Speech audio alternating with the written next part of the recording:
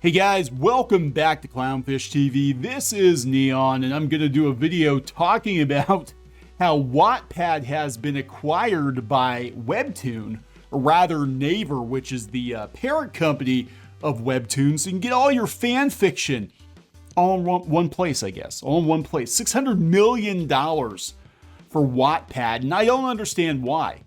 I'm going to be completely honest. I don't understand why Wattpad was such a major deal for Naver to acquire. It's all fan fiction. It is. It's all user-generated content. And I gotta wonder why Wattpad was acquired for $600 million, yet Tumblr only sold for like $3 million. You know, I have no idea, but we're going to talk about that. We're going to talk a little bit more about Webtoon. We have talked about it before in the past, not trying to be disparaging of Webtoon or the creators over there, but, you know, as people who worked in webcomics for a number of years and sort of grew with the webcomics scene, you know, Webtoon, from my point of view, kind of came in and you know, took a wrecking ball to all of that and centralized all of the webcomic content in one place. And we see what the end game is. They want Hollywood deals for their own creators. So it is what it is. We're going to talk about. Before we get into it, please subscribe for more pop culture news, views, and rants, guys. We're over 171,000 subscribers. Thanks for the support. Geeky Sparkles is sitting this one out. She doesn't care. Usually when she sits a video out, that means she doesn't care. She doesn't care about Webtoon, and she doesn't care about Wattpad. But we're going to talk about it. And I got to give a hat tip to CCG, who sent me the link last night. And it was too late to cover it then, but we're going to talk about it now. Everybody's talking about it. Deadline's talking about it. Variety's talking about it. PR Newswire, they sent a press release out. So we're going to talk about it. Wattpad to be acquired for $600 million by Korean parent company of Webtoon. Of course, Webtoon, responsible for such anime as Tower of God and Noblesse on Crunchyroll. I don't know how much longer that's going to last because Crunchyroll got sold to Sony, but those shows are actually pretty decent, and I can see Sony continuing to produce them. X-Arm, not so much. So Wattpad, the user-generated fiction platform and entertainment company. Entertainment company? Nah. Announced they agreed to be acquired by Korean internet conglomerate Naver, parent of digital comics platform Webtoon, in a deal worth more than $600 million. $600 million. Seoul-based Naver plans to acquire Wattpad in a cash and stock transaction valued at more than $600 million, subject to customary adjustments and other terms. The company has announced the deal is expected to close in Q2 2021. Under the terms of the deal, Wattpad will remain based in Toronto, Canada, under the continued leadership of its co-founders, CEO Alan Lau and Chief Strategy Officer Ivan Yoon. I don't know if I'm pronouncing that right. The company said the deal will align Wattpad's user base of more than 90 million, which includes more than 5 million writers, with Naver's Webtoon, which averages 72 million monthly active users. Wattpad says its global community spends more than 23 billion minutes monthly engaged with original stories spanning genres from sci-fi to romance to fantasy and horror. To date, around 1,500 Wattpad stories have been published as books or adapted for TV and film. The company's Wattpad Studios. The company's Wattpad Studios division has developed TV shows and films with studios like Sony, Picture Start, Germany's Bavaria Fiction, France's Media One, Brazil's Wise Entertainment, Canada's CBC, and Singapore's MediaCorp. In 2019, Wattpad launched Wattpad Books, which has published 21 books to date. I did not know that. I'm going to be honest, I didn't know that. That's interesting. Okay, Wattpad Studios has more than 50 TV and film adaptation projects in development worldwide, including Jessica Consolo's She's With Me, set up as a series with Sony.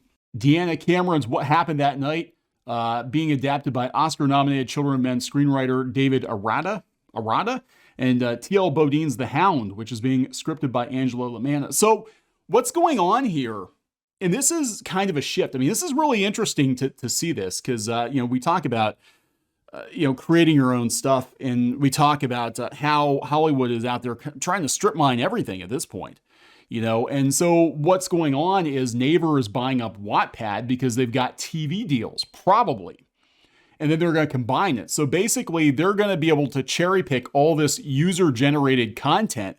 It's like no cost to them whatsoever. They're going to have Webtoon and they're going to have Wattpad, and they're going to strip mine both for TV deals. Now, that's great if you're a creator getting a TV deal, I guess.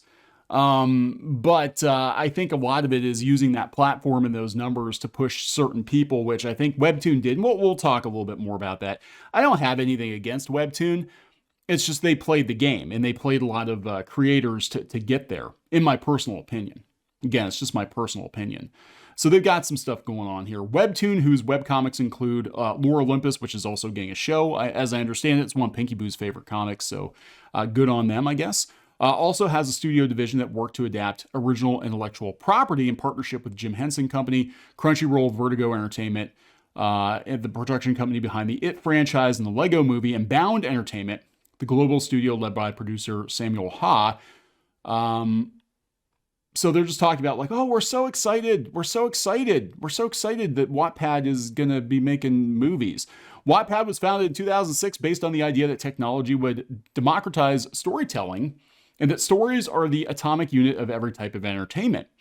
Today's news is about continuing Wattpad's journey and taking our business to the next level. We're thrilled about the prospect of joining the amazing teams at Naver and Webtoon to continue our growth, help more writers make money, and bring new voices to screens and bookstores everywhere.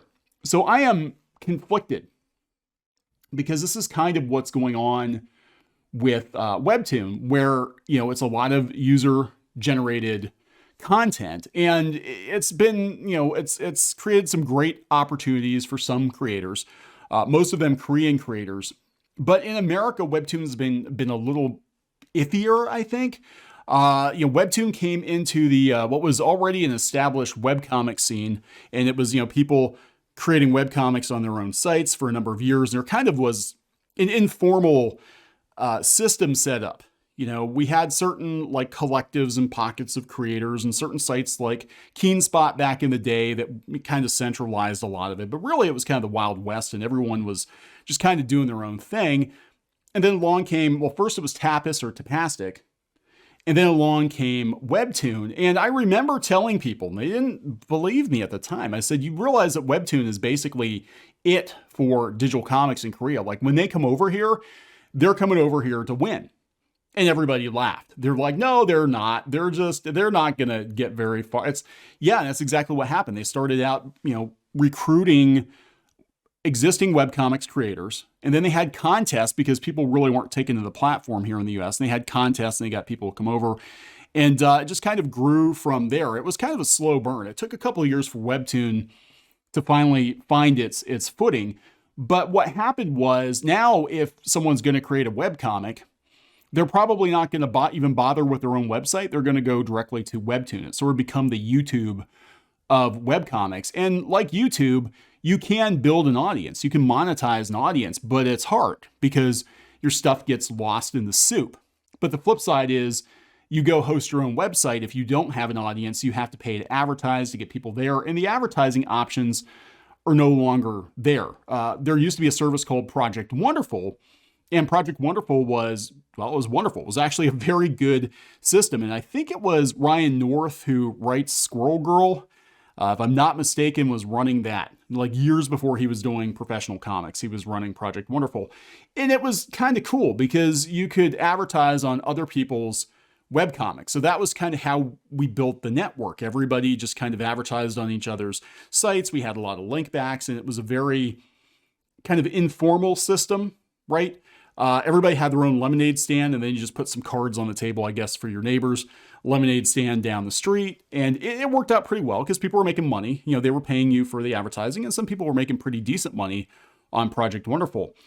But then we had this collective called Hiveworks come in, and they basically tossed a hand grenade into the Project Wonderful system. I'm not going to go into details on that, but my personal opinion is I blame them for basically monopolizing Project Wonderful to grow their network, which it was to the detriment of everybody else. And there were some other things going on, some other sites that were, you know, like top sites. They had top webcomics and people were gaming that, and it kind of blew up. So, you know, the stage was set for somebody like Webtoon that had a decent amount of money, Naver, to come in and sort of centralize everything. And I think it's good in a way, because again, it's like YouTube, but then the flip side is, you know, if Webtoon shuts down or Webtoon changes their terms of service, everybody's screwed because everybody's put their eggs into that basket. And, you know, we worry about that daily with YouTube. We're like, what if one of these days we say the wrong thing on YouTube, or YouTube just decides to turn the lights off?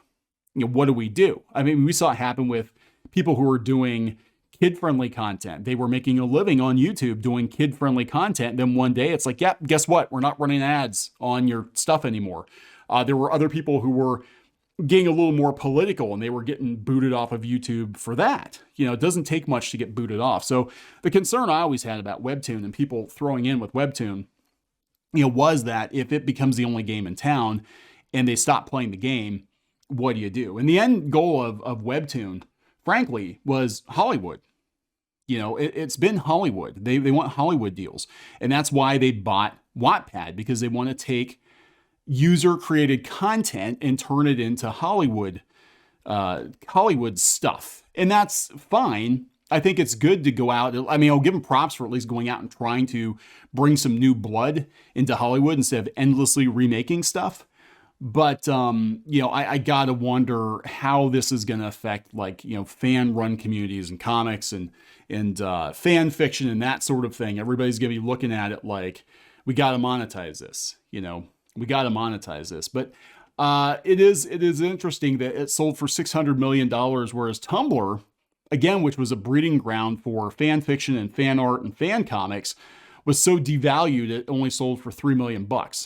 Like a private individual, a wealthy private individual, but an individual could have cut a check for $3 million. WordPress wound up buying it, but somebody could have just said, I'll give you $3 million for Tumblr, and nobody would buy it. You know, how come, where was Webtoon when Tumblr was up for sale? You know, that's what I kind of wanted to know, but pretty interesting stuff. Again, it's all about Hollywood. Netflix is rolling out more original series based on Webtoons. A lot of the K-dramas now are based on Webtoons. So there's definitely money in it. I hope that these creators are getting money. You know, here in America, I know that they do pay some of their Webtoons creators like a monthly stipend, and then they get paid on top of that if they're like the professional Webtoon people, but I don't know what they have to give up for that. You know, I don't know how much rights they have to give up for that. I do see a lot of comics people jumping over to Webtoon now, but from my understanding, the money is not great unless you're getting a ridiculous amount of views. You know, again, this article out here says that you know, the readership of Webtoons increased 37% due to the pandemic. So people are, you know, it's like YouTube. People are watching more, reading more because they need something to do because they're in lockdown. So I guess, you know, it's doing well. They have advertisements and stuff, and that's making them money. So I guess Wattpad would be a good investment. But I thought this was a pretty interesting story because, you know, we have been watching Webtoon, and we've been watching, you know, different companies try to get into Hollywood and make entertainment and TV and animation and all of that. And it does seem like they are, on some level, focused on trying to get individuals, you know, that normally didn't have a voice into the system, which I'll give them props for. I just am concerned about centralizing all of this stuff, all the fan fiction, all the webcomics in one place under Naver, because I think you're asking for trouble eventually, because there really is no one who can compete at this point. So I'm going to wrap this one up. Please subscribe for more pop culture news, views, and rants, guys, and we'll talk to you later.